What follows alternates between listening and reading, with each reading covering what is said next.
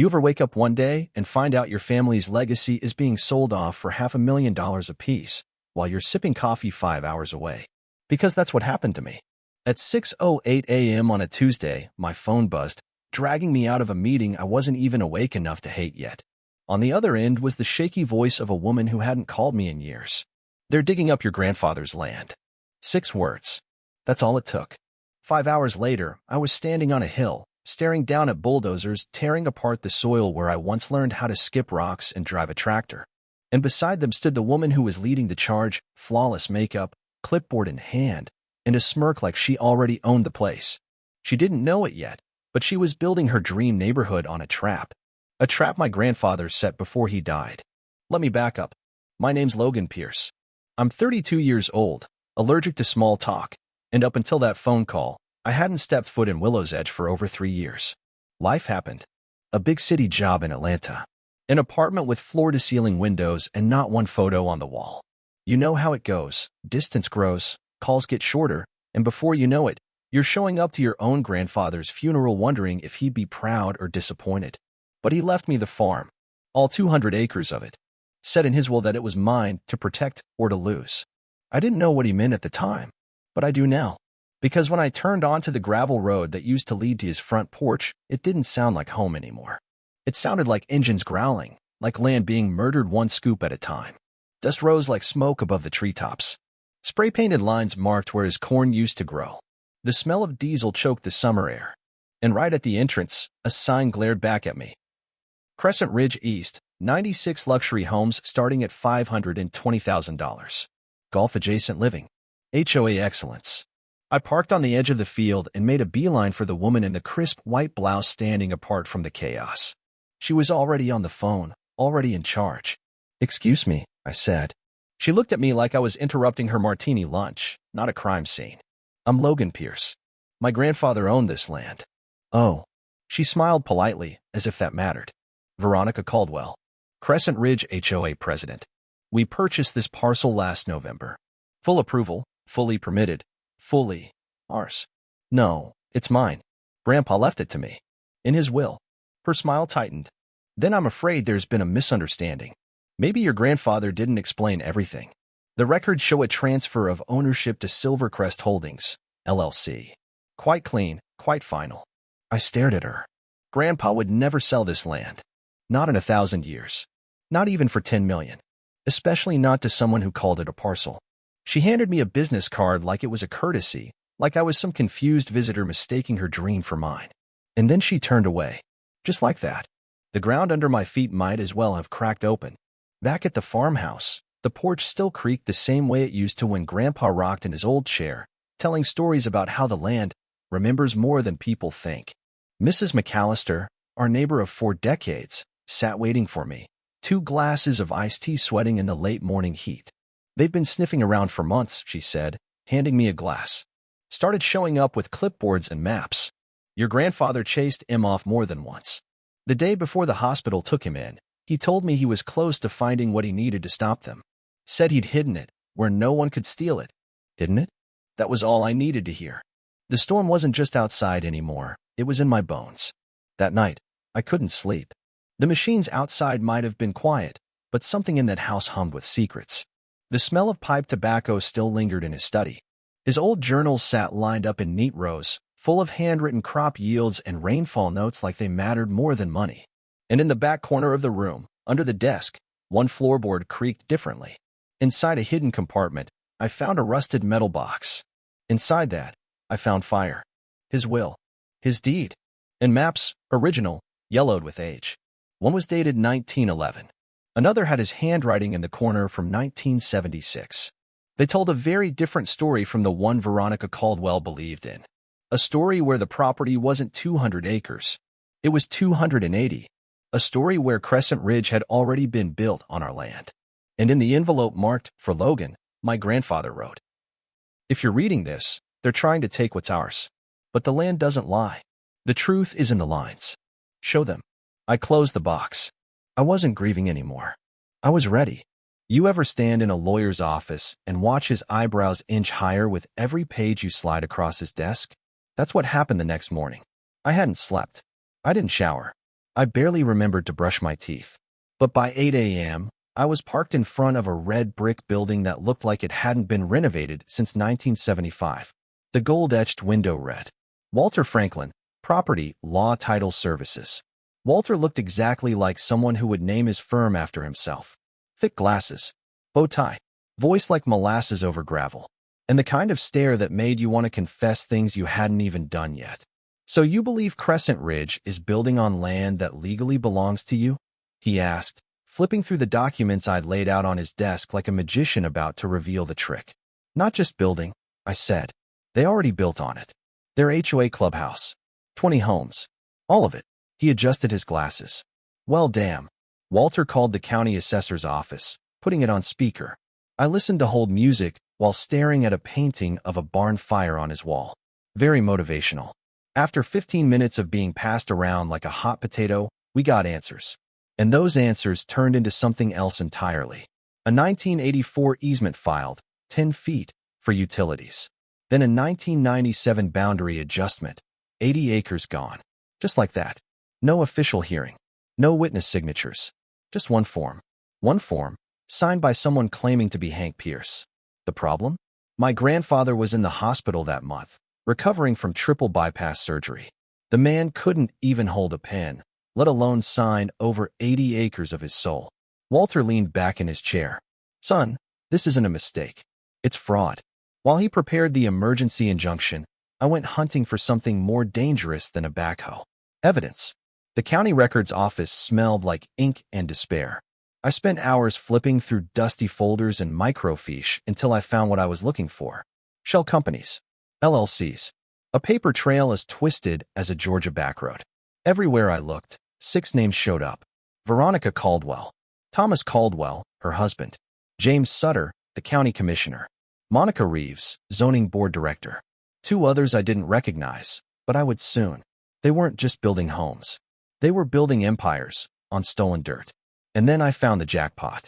A $16 million construction loan approved just 3 months ago, with my grandfather's land listed as collateral. They mortgaged what didn't belong to them. They bet the whole damn project on a lie. By sunset, I had more than paper. I had a story. So I paid a visit to the Meadow County Herald. The editor, Janet Rivera, used to copy my homework in 10th grade. I reminded her of that when she looked skeptical about my stack of files. I'm not asking you to print accusations, I said. I'm asking you to ask the right questions. She stared at the loan approval. $16 million on land they don't legally own. Yeah, that's worth asking. Back at the farmhouse, Mrs. McAllister was chatting with another neighbor, Mr. Benson, from 2 doors down.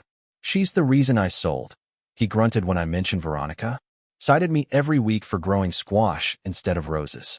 Then told me my tool shed violated noise ordinances. I'm 83 years old. I don't even own a radio. Mrs. McAllister nodded. That's how they do it. Harass the old folks until they sell. Then gobble up the land for cheap. How many others? How many homes were built on fear, fines, and forged paperwork? That night, I got the call from Walter. The judge granted the injunction, he said. Construction has to stop. But brace yourself, Logan. It's going to get ugly. I drove straight to the construction site with the court order in my hand. The sun was low, turning everything gold except my mood. Veronica's black SUV was still parked near the site office. I caught her just as she was finishing another call, no doubt buttering up some official over wine and manipulation. Construction stops now, I said, handing her the order. She read it. Her jaw clenched. This is absurd. We have every approval we need. Approvals based on forged documents. I have the originals. For the first time, I saw it. Doubt. It flashed across her face for half a second, before morphing into something colder. This little stunt will cost you. You have no idea who you're dealing with. Actually, I said, stepping closer, I do. You, your husband, the commissioner. I've seen the filings. I've read the loan agreements. 16 million. That's a big bet on stolen land. Her knuckles went white around her phone. You think you're going to stop this? Everyone has a price. Not me. You don't even live here, she hissed. Why do you care about some old dirt? I looked past her, over the torn-up cornfield. This old dirt raised better people than you'll ever know. As I turned to leave, she shouted after me. My husband plays golf with the judge. The mayor's daughter works for me. You're nobody in this town. She was right. I was nobody. But Grandpa Hank wasn't. And he'd left me more than land. He'd left me a blueprint for a trap. They didn't just try to take my land. They tried to bury my grandfather's legacy under concrete, and me along with it. By the time the sun came up the next morning, Veronica Caldwell had already fired the first shot in our quiet little war. And she wasn't aiming for the land anymore. She was aiming at me. It started with a knock on the door. 3 men in matching uniforms stood on the porch like they were delivering pizza, except their jackets read, Crescent Ridge Security Division in bold white letters. Behind them, 3 spotless white SUVs blocked my driveway. The tallest one, clipboard in hand, handed me a thick envelope. You are hereby ordered to cease and desist all legal actions against the Crescent Ridge development. Failure to comply will result in legal consequences, civil penalties, and potential charges of fraud. You're kidding, right? I said. The man didn't blink. Just delivering the message, sir. They didn't leave. They just stood there, watching. I tried to leave the property an hour later. I didn't make it 20 feet. At the end of the gravel path, where my grandfather's truck used to sit after long days in the field, someone had dropped concrete barriers, huge, ugly blocks straight from a construction site. Access point is no longer approved by the development board, one of the guards said, not even bothering to look at me. This isn't your land, I snapped. We'll let the courts decide that. At first, I thought it was scare tactics. But then my water pressure dropped to a trickle. The utility company claimed maintenance delays with no estimate for restoration. Then the power flickered. Then died. The county inspector showed up that afternoon with a clipboard of his own. He found 15 violations at the farmhouse, some as ridiculous as the spacing between my porch railings, others involving electrical wiring that had worked fine since the 1980s. Fixing it all? He estimated it would cost me $14,000. And if I didn't fix it fast, the property would be condemned. The message was loud and clear. Leave, or be crushed.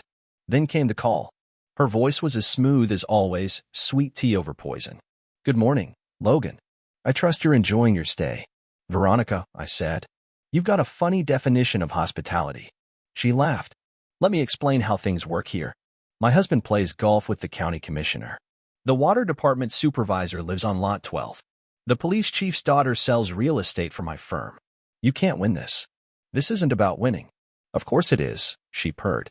And I'm giving you a way out. Sign over the disputed acres. Walk away. No shame, no lawsuits. I'll even throw in a check for your trouble. I'm not for sale. Everyone is. Some just take longer to figure out their price. You have until tomorrow. She hung up. Outside, the guards were still parked. Waiting. Watching. Like wolves at the edge of a dying fire. But what she didn't know, what none of them knew, was that I had found something stronger than old documents. I had found cracks in her foundation. And that night, the first piece of it came knocking. His name was Gerald Shaw, HOA treasurer. Mild-mannered. Nervous as hell. I shouldn't be here, he whispered, glancing around like someone might shoot him for being near my porch. Then why are you? I asked. He pulled a flash drive from his coat pocket and held it like a confession. Because she's not just stealing land. She's stealing from everyone. In the farmhouse kitchen, lit only by the dim glow of a lantern and my grandfather's dusty lamp, Gerald opened his laptop and showed me what Veronica never thought anyone would see. HOA funds being funneled to consulting companies registered to her brother-in-law. Emergency maintenance fees that never went toward actual repairs. Special assessments collected for road upgrades, but half the money vanished into a shell company linked to her husband's business. Over $400,000 had disappeared over the last 3 years. She's using the HOA like an ATM, Gerald said, voice low. And no one questions it. The board is either scared of her or in on it. What about the residents? I asked. He looked down. Most of them don't even know. Until now. He clicked one last file, photos of email chains, internal memos, vote manipulations on new HOA rules. And then he looked at me. When you showed up at that meeting with those surveys, it was the first time I saw her scared. I think she knows you're different. And then my phone started buzzing. Dozens of texts from numbers I didn't recognize. We support you. HOA fined us $800 for planting native flowers. The Martins. We're with you. They shut down our backyard swing set. The Jacksons. Count us in. She bullied our parents into selling. Then Gwen's. Gerald grinned faintly. I may have shared your number with a few folks. That night, for the first time since this war began, I didn't feel alone. I felt like I was standing on a fault line, and it wasn't my world that was about to crack open. It was theirs. Tomorrow, I would stop playing defense. Tomorrow, I would call every person who'd ever been stepped on by Veronica Caldwell and her polished little empire. Tomorrow, we fight. Power doesn't crumble from a single punch. It fractures quietly when people stop being afraid. And on that rainy morning in Willow's Edge, fear began to rot from the inside out. I woke up to silence. Not peace. Not calm. Just silence. No water from the faucet. No light from the switch. The food in the fridge had turned soft and warm. The house creaked like it was holding its breath. They'd shut off everything. Veronica Caldwell was turning my grandfather's farmhouse into a prison. But I wasn't going to rot in it. I was going to recruit from it. My first stop, Mrs. McAllister. She answered her door in a floral robe, her hair still in curlers. They shut off your utilities, she asked, eyes wide. That's illegal. So is stealing land, I said. But she has friends in the right places. I need to know who else she's steamrolled around here. Her lips curled into something dangerous. Oh, honey, she said. Pull up a chair. This'll take a while. She gave me 15 names. 15 families fined into silence, bullied into conformity, or forced to sell. I spent the rest of the day knocking on doors. At first, they were wary. No one wants to poke the bear when the bear lives in your backyard. But then I showed them the original survey. I told them what Gerald Shaw had revealed. I told them what Veronica was hiding. And that changed everything. Sarah Jenkins invited me in for lemonade. Her garden had been forcibly removed because her vegetables weren't aesthetically pleasing. They fined her $500 and made her husband dig up tomato plants he'd nurtured for years. The Patel family had spent $3,000 fighting the HOA over a porch swing their daughter loved. The Johnsons had wanted to paint their front door navy blue. Veronica denied the request twice. Beige or white only. Their stories echoed one another. Different fines. Same playbook. Same fear. By sunset, I talked to 27 families. And they weren't scared anymore. They were angry. So I made a call. Wallace, I said, can I legally start a competing HOA? For your land? He replied, absolutely. What about for the rest of the homes? There was a pause. That's where it gets interesting. The next day, I drafted flyers. Emergency community meeting. Your home may be at risk. Your money already is. Join us to learn the truth about Crescent Ridge. I printed 200 copies and slid one under every door I could reach before Veronica's security spotted me. The meeting? At the Crescent Ridge Community Center. The twist? According to the original land survey. I owned it. That night, the room was packed. Over 97 families showed up, some curious, some furious, all of them hungry for answers. People stood in corners. Some sat in folding chairs. Others leaned against walls, whispering nervously. Then she arrived. Veronica Caldwell, in crimson heels and a blazer sharp enough to cut diamonds, pushed her way through the crowd like she still owned the place. This meeting is unauthorized, she snapped. Everyone needs to leave. But someone stood up before I could respond. Sarah Jenkins. Or what, she said. More fines? Haven't you taken enough? Applause erupted. Veronica's face turned to stone. I walked to the front and raised my hands. I didn't come here to cause chaos, I began. I came because my grandfather's land was stolen. But what I found was bigger than my family's fight. I told them about the surveys, the hidden box, the fraudulent boundary change, the financial misconduct Gerald had exposed. I showed them documents, names, bank transfers. Silence fell heavy in the room. And then I said the one thing that changed everything. I propose we form the Meadows Edge Homeowners Coalition, a new association, transparent, fair, built by the people who actually live here. And I won't take anyone's home to do it. I'll protect them. Veronica stormed to the front. You can't do this. These homes are contractually bound to Crescent Ridge HOA. I held up the 1911 survey. Contracts based on fraudulent boundaries are not enforceable. And I'm not here to fight residents. I'm here to fight you. The vote was quick. Hands raised, voices echoed, and by the end, 89 families joined the new coalition. As people filed out, Gerald Shaw approached. I found something else, he whispered. The HOA reserves. They're vanishing. Monthly dues keep going up, but there's no record of where the money is going. Will you show me the books? I asked. He nodded. Tomorrow morning. My office. Veronica pushed past him, jabbing a finger in my face. You've made a mistake, Logan. Is that a threat? It's a promise. The commissioner, the judge, the police chief. They're mine. This ends tomorrow. What she didn't know was that a reporter from the Meadow County Herald had been sitting quietly in the back, recording everything, every threat, every accusation, every lie. And just before I left the center, I got a text from Wallace. Environmental survey results are in. You're not going to believe what's on that land. I smiled to myself. Veronica thought she still had power. But tomorrow? Tomorrow the truth was going to be front-page news. Some people fight with fists, others with lawyers. But the most dangerous weapon of all? The truth, when you let it loose. I woke up to blue and red lights flashing outside my grandfather's farmhouse. Not construction crews. Not HOA security. Cops. And standing beside them, arms crossed, lips tight, was Veronica Caldwell. Her expression said it all. Today, she came to finish me. The knock was hard. The kind that doesn't ask, it warns. You're trespassing on private property, the sheriff barked. I smiled and opened the door slowly. Actually, Sheriff, I said, I think you'll want to take a look at this. I handed him a leather folder, the original deed, will, and property surveys from 1911 and 1978, notarized, verified, and recently reviewed by Walter Franklin, my attorney, and Carolyn Mitchell from the county records office. Just as the sheriff began flipping through the papers, a silver sedan pulled up behind the police cruisers. A woman stepped out with a badge clipped to her blazer. Carolyn Mitchell, she introduced herself. County clerk. We reviewed the land surveys last night. There's a problem with Crescent Ridge's paperwork. Veronica paled like someone had pulled the color from her skin with a vacuum. What problem? She demanded. Carolyn spread the documents on the hood of a squad car. In 1973, a boundary adjustment was filed, but the records were tampered with. According to these historic documents, this entire development, including 20 built homes and your HOA clubhouse, is not on Crescent Ridge property. It's on Pierce family land. A long silence followed. The sheriff raised an eyebrow. You got any comment on that, Miss Caldwell? Veronica's nostrils flared. This is a scam. A setup. These documents are ancient. He's trying to extort the HOA. But I wasn't done yet. Speaking of scams, I said, pulling another folder from my bag.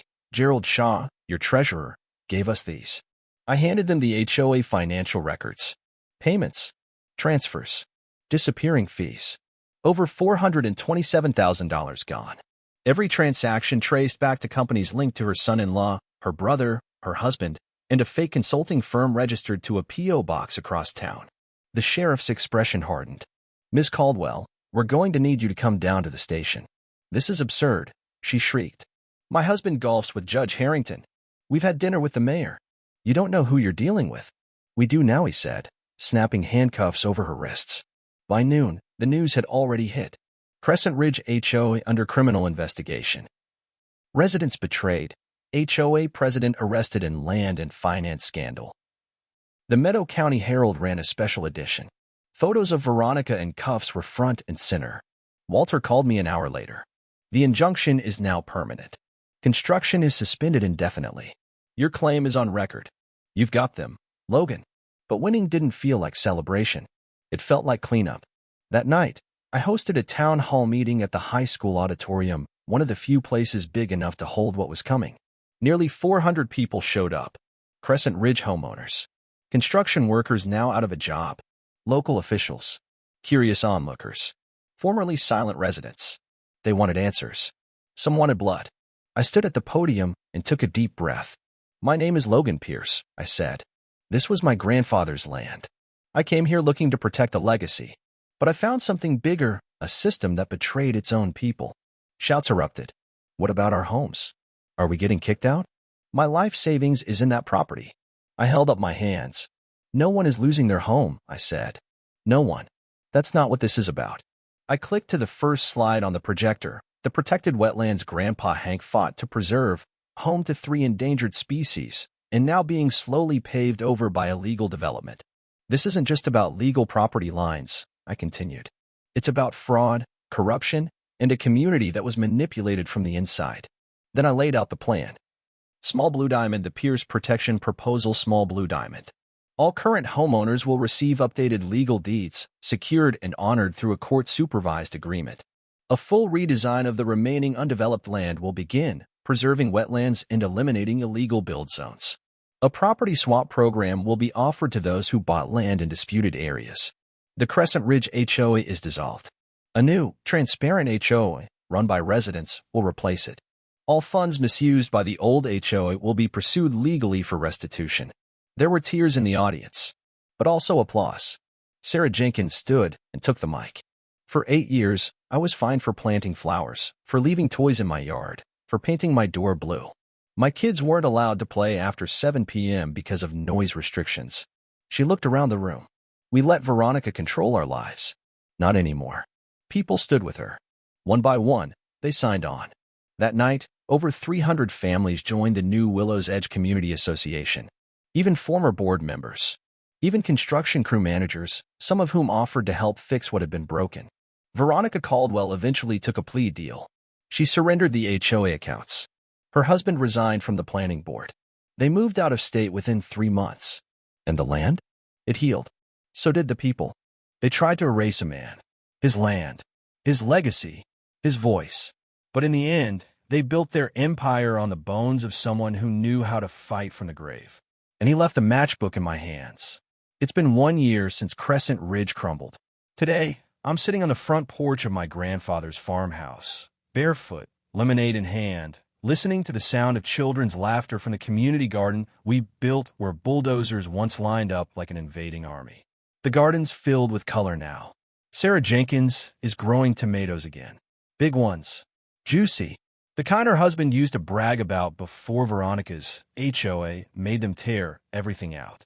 The front doors of the houses in Willow's Edge, painted every color of the rainbow. Navy blue, brick red, mint green. There's a playground behind what used to be the HOA clubhouse. It's not a boardroom anymore. It's a daycare on Tuesdays, a yoga studio on Thursdays, and a bake-off battleground on Saturdays. The community rebuilt itself, but not the way developers intended. The farmhouse is different too. We didn't change the bones, but we opened it up, turned it into the Willow's Edge Community Center, just like I imagined. The kitchen hosts weekend cooking classes. The parlor holds community meetings. The old study still smells like pipe tobacco and dust, but now it's lined with binders, grant applications, and laminated maps of the land we saved. I kept Grandpa Hank's desk just the way he left it. His final gift wasn't just the documents. It was a blueprint for how to fight back. He taught me how to read between the lines. A few weeks ago, Mrs. McAllister found something behind the old bookshelf in her own house, a faded leather-bound journal with Hank's initials on the cover. Inside were sketches of the land, observations, journal entries, memories, and a note written 28 years ago. They're going to try again someday. If I'm not here, tell them we're not the kind of people who build fences to keep others out. We build bridges so they can walk in and fight beside us. And if you're the one reading this, then I trust you to hold the line. I cried for a long time after reading that. Then I scanned every page and hung a copy by the front door. The wetlands behind the ridge are now protected by a federal conservation easement. We added walkways with little signs that teach kids about frogs, cattails, and the 3 endangered species that still call this land home. One of them, the willow flycatcher, has made a nest not far from the edge of the old soy field. Fitting name, huh? Of course, it wasn't all easy. Veronica's lawyers tried to stall everything. They pulled strings. They filed appeals. But when the truth is that loud, the noise of corruption can't drown it out. She pled guilty. Her accounts were seized. Restitution was ordered. An entire Crescent Ridge HOA charter was dissolved by a court order. I still get the occasional hate letter from her sympathizers. But you know what else I get? Invites to barbecues, school plays, book clubs. And last week, I got a thank you card from the Martinez kids, complete with crayon drawings of our new garden and a stick figure that I think is me. The beard is a dead giveaway. The construction company that had been working on Crescent Ridge, they came back. Only this time on our terms. Smaller homes, more green space, solar panels on every roof. And this time, no shell companies, no bribery, no corruption, just honest work on honest land. We even renamed the community Pierce Hollow, in honor of the man who never gave an inch to anyone who didn't deserve it. The man who hid maps, documented secrets, and laid the groundwork for one of the biggest grassroots reversals of illegal development our county has ever seen. One last thing. Last week, as I cleaned out the barn to convert it into a workshop, I found an old Polaroid tucked into the rafters. It showed Grandpa Hank sitting on the porch, hat tilted, eyes squinting into the sun, a coffee mug in hand. On the back, in his handwriting, were 5 words. "You already know what to do." I smiled, because I did. Sometimes the greatest revenge isn't shouting back. It's building something louder than silence. Something that outlives cement, that outlasts greed. Something worth protecting. Veronica's HOA tried to steal everything from me. But instead, they gave me back everything that mattered.